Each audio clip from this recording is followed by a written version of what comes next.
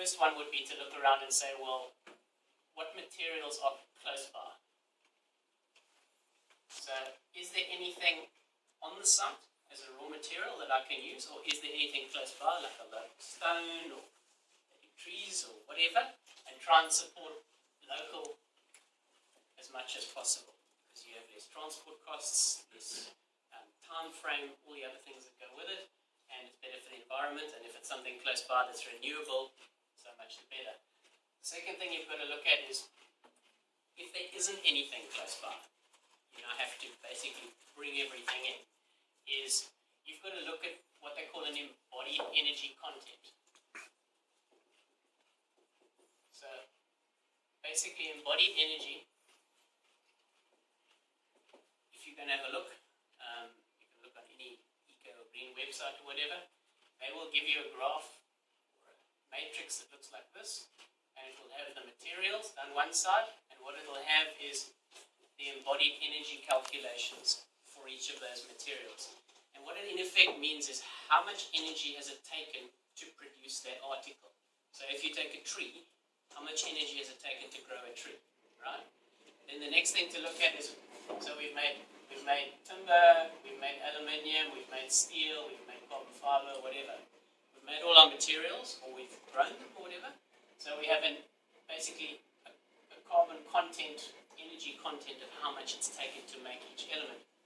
From there, you've got to look at saying, well, yes, if I can get it recycled, that has a different energy content. So steel might be 30,000 joules to make a kilo of steel or whatever, but if I recycle it, it's only 10%.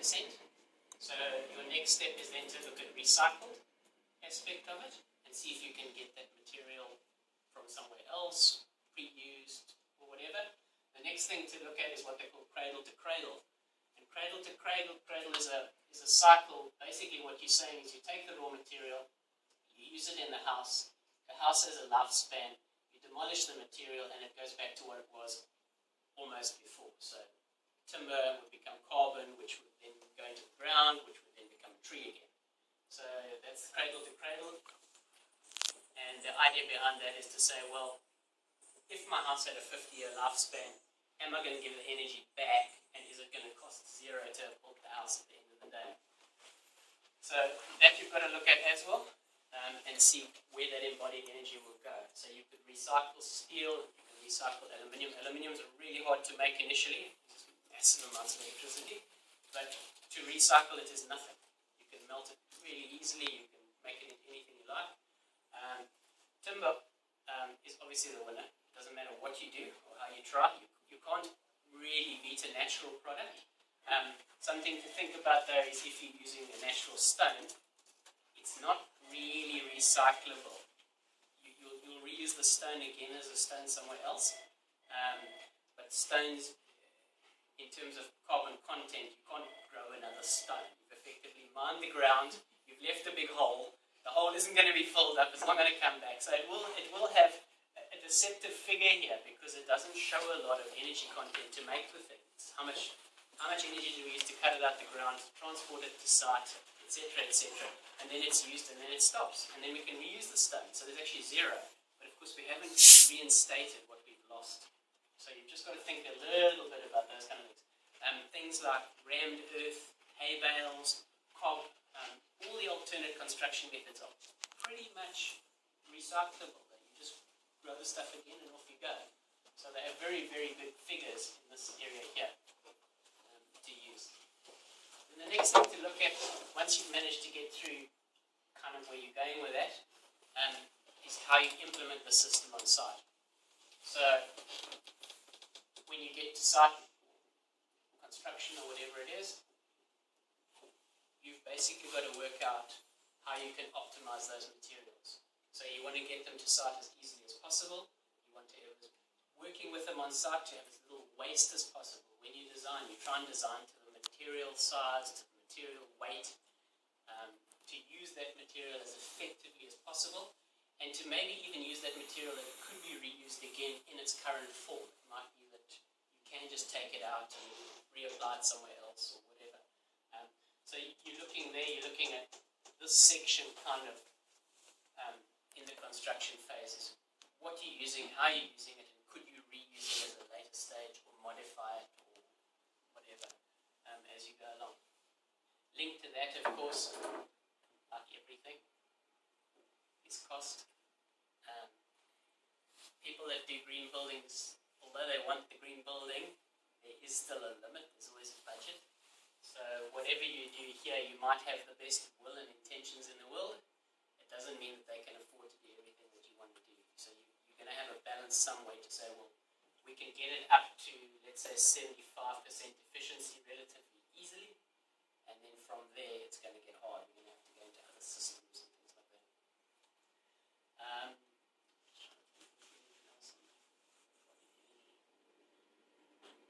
Yeah, I think that's most of the materials. I would say in New Zealand currently, having such a good timber industry, you can't really beat it. In South Africa, it's not really ideal, so go the other way. Yeah, all right. So the next thing we can look at is your, what I call your active systems.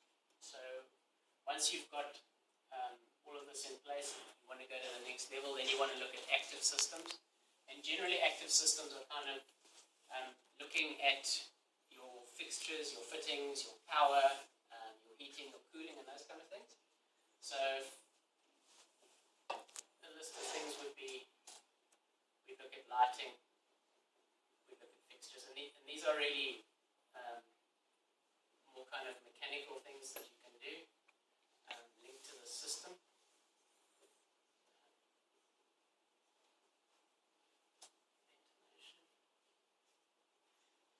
There'll be others too. So now you're starting to get into the detail of the building. So if you look at, let's say you looking at using energy in your water heating, your cooking, your lighting, and all the other things, you can do an analysis of it. And in effect, what you'll do for a day, you'll work out each item in your house. So you have stove, hot water cylinder, lights, heating, etc., etc. And you've all seen these little charts that show you how many kilowatts you use per day or per hour, how many watts per hour, and you basically stack up the watts. And then it really, at that level, it just depends on the budget. So you'll start to look at what kind of fixtures and fittings you put in.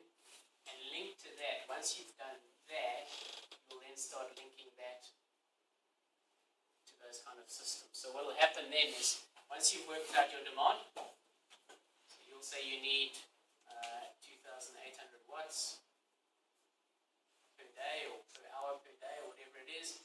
That totals 8,000 total for the day, give or take.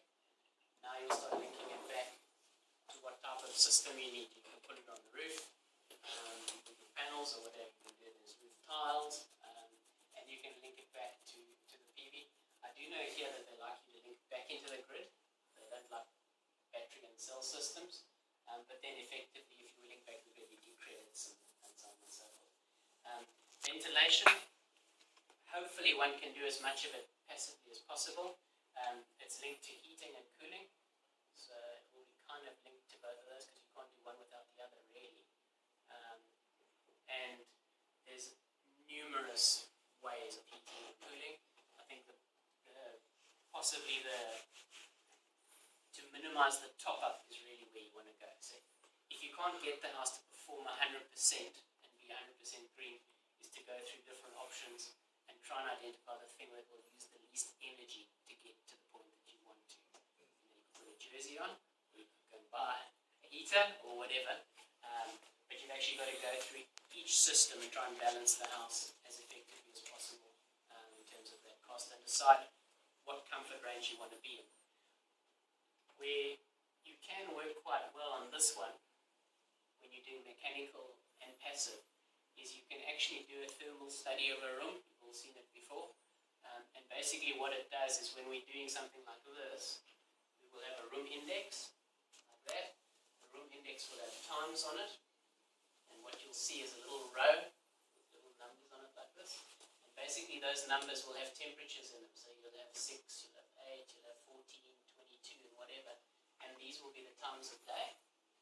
So you'll run a BIM, right? So you building information model on it, and you'll do a thermal analysis of that space or the house, and you'll get a table or a graph that looks like that. You can also do that in graph form, so you can see it if you really want to.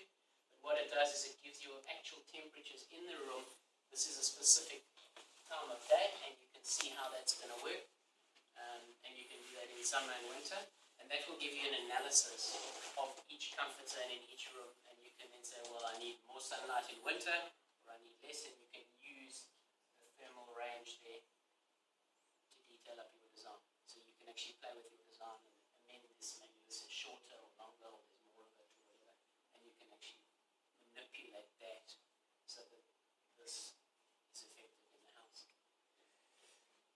So yeah, I think that's most of it in a We've also got in New Zealand some chance to use heat from thermal stuff as well. We do. Some of those just under your local products. Yeah, what they do, what you guys have all heard of it, ground loops. So there's different ways of doing a ground loop. So a ground loop is effectively in your floor screen, you've got your tubes like this under your concrete in the house, and you run a ground loop, which is a series of pipes underground at specific depths, and they can pump it back and forth. So you can do that, or you can use real thermal energy. If you can connect, it's available in some areas, and you can literally just pipe straight into it, and they will supply you free. Super hot. I've seen some farmers use actual compost heaps to generate mass amount of heat, and it's huge amount of heat to get out of it. Boils water.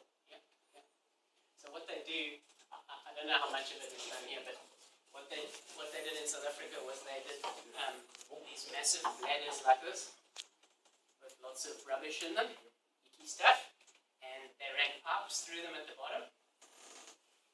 So as the decomposition was happening, temperature was going up inside, and then what would happen at the top is they would collect the methane gas at the top, and they put it into cylinders, and you can cook with it. And I think China is one of the leading developers of this kind of industry. They actually run a lot of their farms and their factories and things based on exactly that kind of system. So they use the decomposition energy to run things. So yeah, can do that. There's vast different types of. Well, it's endless. The thing about something like this is that everyone has a system. So it's not just that they're all using the same principle, but every guy will have his way of doing it, or will have his way of doing it and say, well, my system is the best system because it does this and this and this. So you really just, this kind of stuff that I'm going through here is just research of product, effectively. You've got to look at how to do it, how effective it is, how much does it cost, is it going to deliver what the owner wants, can they guarantee it, because plenty of the stuff is kind of hybrid experimental stuff, and it will work and it will work and then it doesn't. So you've got to watch that a little bit too. The only other thing you can look at, and I don't know how effective it is in urban areas, is obviously rainwater collection. I didn't mention it in the beginning. But if you can collect a few thousand litres of rainwater and use it in the garden and those kind of things, it all helps in the end. New Zealand doesn't really have a water shortage so much. But in other countries, it's actually quite critical. We actually, I did an estate where we tried to get the houses on off the grid entirely on a water-based system, using the land, the house, all sorts of different subsystems. And it's very difficult. We have 540 millimeters of rain a year if we're lucky. Now, in New Zealand, you probably get about 10 times that. In the sky, we have 540 million a day. So it was quite hard to achieve. But what I did in the end was we used all the grey water in the house. So anything from a shower, a sink, a basin, or whatever. We took that. We used it for the garden. So we took from the house. We stored all the grey water. We then irrigated the garden with it. We had a sub-drain in the garden, which was like sheets of membrane in the garden underneath at a certain depth, which then collected everything into an underground tank that was then brought up again into a purification purification system, and then it was pumped back into the house again, and then we collected the fresh water from the roof and the garden at the same time. And by doing that, we were about 70% of the way there. We could never actually get enough water to get it off, and I'm talking hectare size plant. So you're drinking the... You're not doing that. Yeah. what do you think? 6 billion people in the world, all onto the moon, into the cloud, come to your cup, buddy. Yeah. This I've still got it.